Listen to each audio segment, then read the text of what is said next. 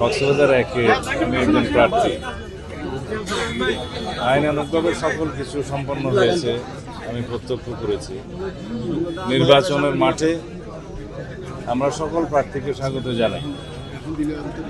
বাংলাদেশের সকল রাজনৈতিক গণতান্ত্রিক রাজনৈতিক শক্তিসমূহ, রাজনৈতিক দল এবং ব্যক্তি যারা স্বতন্ত্র প্রার্থী, সবাইকে নির্বাচনের মাঠে আমরা স্বাগত জানাই।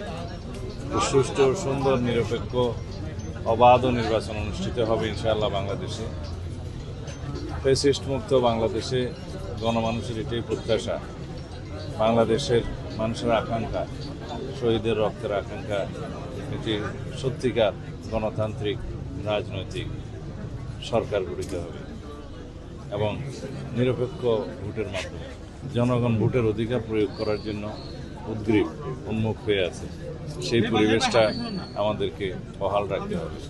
নির্বাচনী মাঠে সবার জন্য সমান লেভেল প্লেইং ফিল্ড নিশ্চিত করতে হবে। নির্বাচন কমিশন এবং সরকার সবাইকে মিলে, রাজনৈতিক দলসমূহ এবং জনগণ সবাইকে মিলে এখানে আইনশৃঙ্খলা রক্ষাকারী বাহিনী এবং ভোটের অন্যান্য সহায়ক বাহিনী সবাই সহায়তা করবে এবং সর্বোচ্চ অগ্রাধিকার দিয়েছে এই নির্বাচনী মাঠে যাতে শৃঙ্খলা রক্ষা করা যায়, আইন শৃঙ্খলা রক্ষা করা যায়। এখানে মূলত জনগণকে মুখ্য ভূমিকা পালন করতে হবে। এইবারে যেহেতু সবাই মুক্ত স্বাধীন পরিবেশে ভোটাধিকার প্রয়োগ করতে পারবে, সেই জন্য জনগণকেই মুখ্য ভূমিকা পালন করতে হবে, বরং আইন শৃঙ্খলা রক্ষাকারী বাহিনী সহায়ক ভূমিকা পালন করবে।